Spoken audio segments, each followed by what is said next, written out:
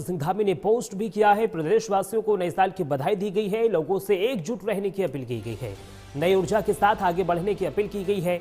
नए साल के मौके पर सीएम पुष्कर सिंह धामी ने अपने सोशल मीडिया हैंडल एक्स पर पोस्ट कर सभी प्रदेशवासियों को बधाई और शुभकामनाएं दी हैं।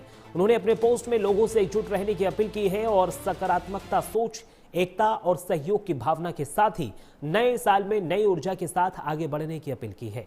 अपने पोस्ट में सीएम धामी ने लोगों के जीवन में सुख, स्वास्थ्य, समृद्धि और निरंतर प्रगति की कामना की है।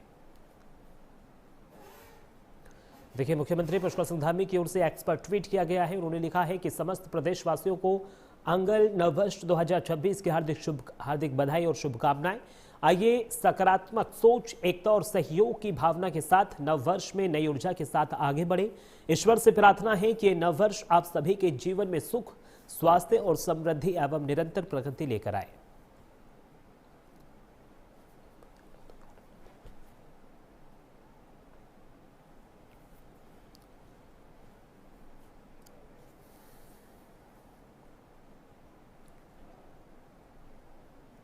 इधर नए साल के जश्न में कोई बाधा न आए, इसको लेकर पुलिस पूरी तरह से अलर्ट मोड पर है। प्रदेश के डीजीपी खुद ग्राउंड जीरो पर जाकर लोगों से शांति व्यवस्था बनाए रखने की अपील करते नजर आए। बीती रात को भी डीजीपी समेत पुलिस की पूरी टीम सड़क पर नजर आई और विधि व्यवस्था को कायम रखा गया। जिस तरीके से अगले कुछ दिनों तक नए साल का जश्न मनाया जाता रहेगा, ऐसे में पुलिस प्रशासन पूरी तरह से अलर्ट मोड पर नजर आई।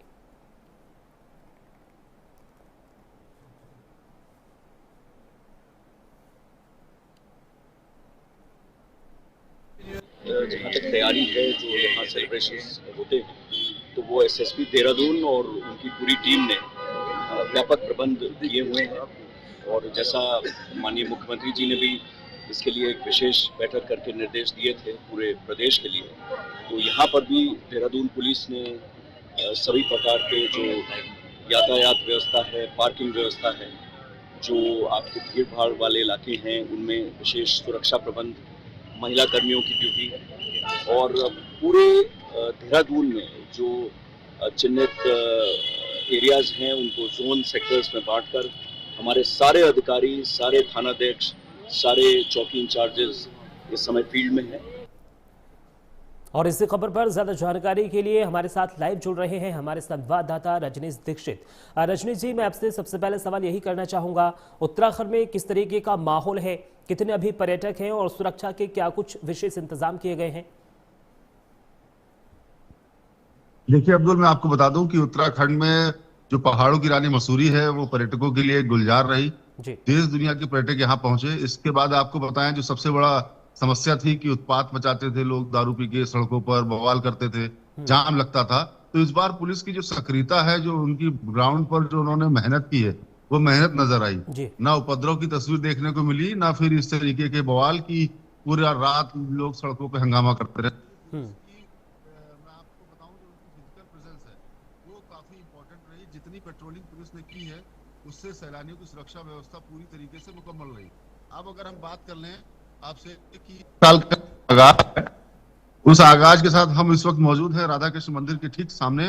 और आपको बताएं कि अल सुबह से ही जो लोग हैं वो नए साल पर अपने इष्ट देवता का पूजन अर्चन कर रहे हैं। सभी लोग चाहते हैं कि नए साल की शुरुआत जहां 31 की रात मौज मस्ती में बीती है, तो वही 1 तारीख की जो सुबह है, जो नए साल का आगाज है, वो भक्तिमय माहौल में हो। सभी लोग अपने ईश्वर से प्रार्थना करते हैं कि ये साल उनके लिए भी अच्छा हो, और प्राइम न्यूज भी प्रार्थना करता है ये देश दुनिया के लिए सबको नव वर्ष की हार्दिक शुभकामनाएं और सभी के लिए अच्छा हो। आपको बताएं कि इस बार का जो नया साल है, एक और जहां मौसम काफी खुशगवार रहा, कल जहां धुंध थी आज खिली हुई धूप है। और इसके अलावा जो उत्तरकाशी, चमोली, पिथौरागढ़, रुद्रप्रयाग, यहाँ पर हिमपात भी हुआ है, तो वहां पर भी सैलानियों ने मजा लिया है। आपको बताएं, नए साल में होली की अगर हम बात कर ले तो वहां पर भी पर्यटकों से गुलजार है और वहां पर हिमपात का भी लुत्फ पर्यटक उठा रहे हैं। इसके अलावा मसूरी जो पहाड़ों की रानी है, वहां पर खासा भीड़ थी, पूरी माल लोड, एक तरीके से देखा जाए तो पैर रखने की जगह नहीं थी। लेकिन अच्छी बात यह रही कि पुलिस ने जो डाइवर्जन प्लान लागू किए थे, जो सुरक्षा व्यवस्था की बातें की थी, वो पूरी तरीके से ग्राउंड लेवल पे होता नजर आया। रजनी जी, देखिए उत्तराखंड एक पर्यटन स्थल है, ऐसे में जो मंदिर है क्योंकि मंदिरों में भी भारी संख्या में भीड़ नजर आई है। लंबी लंबी कतारों में जो भक्त यहां पर पहुंचे हैं वो पूजा अर्चना करने के लिए अपनी बारी का इंतजार कर रहे थे। मंदिरों में किस प्रकार से विशेष इंतजाम किए गए, क्योंकि लाखों की तादाद में देश नहीं बल्कि विदेशों से भी यहाँ पर श्रद्धालु पहुंचते हैं? देखिए, मैं आपको बताऊं, मंदिर जो यहाँ के प्राचीन और प्रसिद्ध मंदिर है, जैसे चार धाम की अगर हम बात कर लें तो वो जो शीतकालीन प्रवास पर हैं वहीं पर तीर्थयात्री भी पहुंच रहे हैं। एक और जहाँ नेचर का लुत्फ उठा सकते हैं तो वहीं पर चारों धाम की जो शीतकालीन यात्रा है उसका भी आनंद ले सकते हैं, पुण्य लाभ भी ले सकते हैं। इसके अलावा हरिद्वार में अगर हम बात करें तो गंगा के तटों पर भी खासा भीड़ नजर आ रही है। देश दुनिया के जो पर्यटक पहुंच रहे हैं नए साल पर माँ गंगा का आशीर्वाद देने के लिए उसमें डुबकी लगा रहे हैं। इसके अलावा उत्तराखंड देहरादून के जो समस्त मंदिर हैं वहां मंदिरों पर भी भीड़ नजर आ रही है और सारी व्यवस्था सुचारू है। तो नए साल का जो आगाज एक और जहां जोश और उल्लास के साथ साथ लोग अपने इस देवताओं के आशीर्वाद लेते हुए नजर आ रहे हैं। रजनीश, जो पर्यटन विभाग है उसको भी कहीं ना कहीं चार चांद लगे होंगे, क्योंकि जिस तरीके से भीड़ यहाँ पर पहुंची है। देखिए, पर्यटन विभाग की कवायद थी कि ज्यादा से ज्यादा लोग आए। आपको बताएं, कल मुख्यमंत्री पुष्कर सिंह धामी ने सचिवालय में 10:30 बजे एक अहम मीटिंग भी की थी जिसमें तमाम अधिकारियों को तलब किया था। उसमें यही निर्देश थे कि उत्तराखंड में आने वाले जो पर्यटक हैं वो एक स्वच्छ और साफ छवि लेके जाएं इस राज्य की। किसी तरीके की उनकी दिक्कत ना हो, चाहे वो हैवी ट्रैफिक जाम में उन्हें फंसना पड़ता है या कहीं पर उनके साथ मतलब कोई भी मिसहैप ना हो, कोई भी परेशानी का सामना उनको ना करना पड़े। इसको लेकर मुख्यमंत्री ने साफ इंस्ट्रक्शन दिए और उसका रिजल्ट भी देखने को मिला कि कई दीपम सेठ खुद राजधानी देहरादून की सड़कों पर मौजूद थे और अपनी बताओ खुद पेट्रोलिंग भी कर रहे थे वो साथ में। उसके साथ में तमाम आला अधिकारी यहाँ पे मौजूद थे। तो जिस तरीके की चाक चौबंद व्यवस्था देखने को मिली, जिसी की वानगी है कि लोगों ने ज्यादा उपद्रव नहीं किया, पर्यटकों ने शांति से और मौज मस्ती के साथ पूरे नए साल का जश्न मनाया है और नए साल का जो आगाज है वो इस देवताओं मंदिरों में लोगों का सैलाब उमड़ा हुआ है। ठीक है, बहुत बहुत शुक्रिया तमाम जानकारी हमारे साथ साझा करने के लिए रजनीश। चलिए अब आगे बढ़ेंगे। उत्तराखंड के मुख्य सचिव आनंद बर्धन ने केदारनाथ पुनः निर्माण और बद्रीनाथ मास्टर प्लान की समीक्षा की है। सचिवालय में हुई इस बैठक में संबंधित विभागों और डीएम भी मौजूद रहे हैं। इस बैठक में चारधाम यात्रा को सुगम, सुरक्षित और सुव्यवस्थित बनाने पर जोर दिया गया। मौके पर मुख्य सचिव ने दर्शन टोकन के साथ ही लाइव नंबर और संभावित समय डिस्प्ले अनिवार्य करने के भी निर्देश दिए हैं। इसके साथ ही साथ दिव्यांग और असमर्थ श्रद्धालुओं के लिए व्हील चेयर और गोल्फ कार्ट की व्यवस्था भी की बात कही। साइनेज और क्यूआर कोड आधारित सूचना पटल लगाने के भी निर्देश दिए गए हैं। साथ ही साथ केदारनाथ रोपवे के बाद बढ़ने वाली भीड़ को देखते हुए अभी से ही तैयारियां तेज कर दी गई हैं।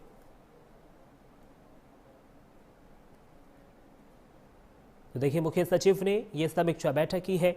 चारधाम यात्रा को सुगम और सुरक्षित बनाने पर जोर दिया गया है। तमाम अधिकारियों से फीडबैक लिया गया है और जो निर्माण इस वक्त चल रहा है उसकी भी गुणवत्ता जांची गई है। साथ ही साथ निर्देश दिए गए हैं कि समय से पहले इस पूरे निर्माण को पूरा कर लिया जाए। चारधाम यात्रा को सुगम बनाने के लिए क्योंकि राज्य सरकार पूरी तरीके से अलर्ट नजर आती है, श्रद्धालुओं को बेहतर सुविधाएं मिले, कोई भी परेशानी उनको ना होने पाए, इसका विशेष ख्याल रखा जाता है। और यही वजह है कि अब मुख्य सचिव ने मास्टर प्लान की समीक्षा की है।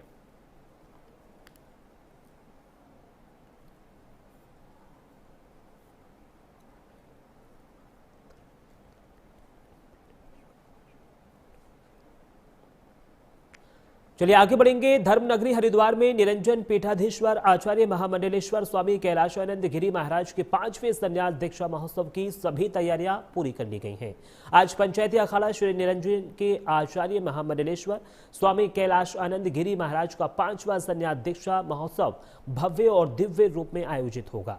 यह ऐतिहासिक आयोजन श्री सिद्धपीठ दक्षिण काली मंदिर, नीलधारा गंगा तट, चंडीघाट में आयोजित होगा। ये महोत्सव संतों, महंतों, महामंडलेश्वरों और जगत गुरु शंकराचार्य महाराज के सांध्य में संपन्न होगा, जहां धर्मनगरी हरिद्वार संन्यास, साधना और सनातन परंपरा के विराट उत्सव का साक्षी बनने जा रही है।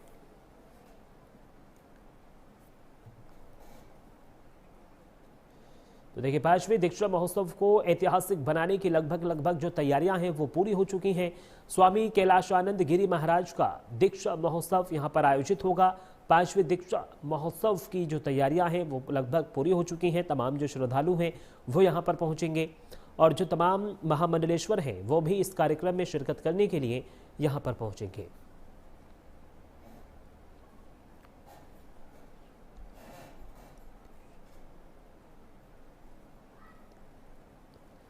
5वां ये दीक्षा महोत्सव है और इस महोत्सव में तमाम श्रद्धालु पहुंचने की यहाँ पर संभावना जताई जा रही है।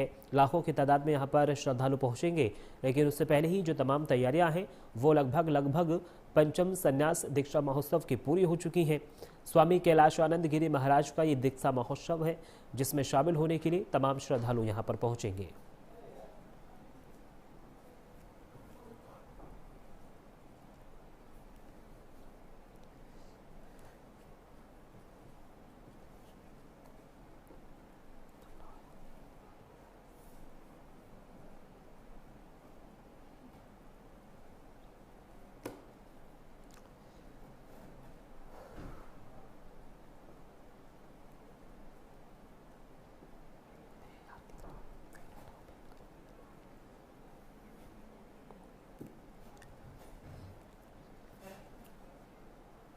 और चलिए इसी बीच एक बड़ी खबर का रुख करेंगे। देहरादून से बड़ी खबर मिल रही है। पंचायतों को सीएम धामी ने बड़ी सौगात दी है। गांव के विकास को लेकर करोड़ों रुपए की धनराशि मंजूर हुई है। सीएम धामी ने कुल 54 करोड़ 23 लाख रुपए की राशि जारी की है। गांव-गांव बुनियादी सुविधाओं के विस्तार का मार्ग अब प्रशस्त होगा। 13 जिला पंचायत, 95 क्षेत्र पंचायत और 7,813 ग्राम पंचायत शामिल होंगी। तो देखिए 13 जिला पंचायतें इसमें शामिल और 95 क्षेत्र पंचायत के साथ साथ 7,000 से ज्यादा ग्राम पंचायत हैं जो अब चार चांद यहां पर विकास के लगने जा रहे हैं। पंचायतों को मुख्यमंत्री पुष्कर सिंह धामी की ओर से बड़ी धनराशि दी गई है। गांव के विकास को लेकर करोड़ों रुपए की धनराशि मंजूर की गई है। 94 करोड़ 23 लाख रुपए की राशि मुख्यमंत्री पुष्कर सिंह धामी ने जारी की है। अब गांव-गांव बुनियादी सुविधाओं के विस्तार का मार्ग सुचारू हो सकेगा। इसमें 13 जिला पंचायत होंगी जिनमें काम होगा, 95 क्षेत्र पंचायत होंगी जिनमें विकास कार्य होंगे और साथ ही साथ 7,813 ग्राम पंचायत शामिल हैं जहां पर सड़क से लेकर हर एक बुनियादी काम को विस्तार दिया जाएगा।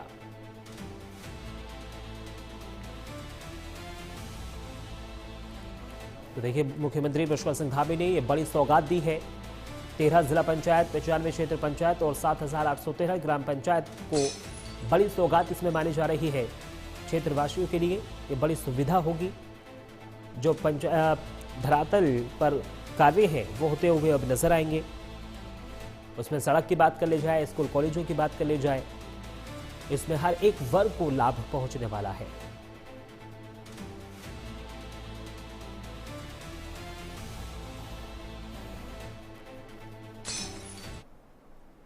जोशीमठ में लगातार हो रहे भूधसाव को लेकर वैज्ञानिक लगातार अध्ययन कर रहे हैं। हालांकि जोशीमठ में पिछले कुछ सालों से नहीं बल्कि 2 से 3 दशकों से भूधसाव की संभावना जताई जा रही है, लेकिन साल 2023 यानी 22 और 23 के दौरान भूधसाव की स्थिति काफी गंभीर हो गई थी और इसी के बाद वीडियो के साथ ही अन्य संस्थाओं के वैज्ञानिकों की ओर से उस क्षेत्र में अध्ययन किया गया, जिसमें पाया गया कि धसाव अलग अलग जगह पर कुछ सेंटीमीटर से लेकर 14.5 सेंटीमीटर तक हुआ है। इसके साथ ही इस बात पर भी जोर दिया गया कि जोशीमठ शहर पुराने भूस्खलन के मलबे के ऊपर बसा है, जिस वजह से जमीन लगातार धंस रही है। भूधसाव के रहस्य से जल्द अब पर्दा उठेगा। वैज्ञानिक लगातार अध्ययन कर रहे हैं। ग्लेशियर के मलबे पर जोशीमठ बसा हुआ है।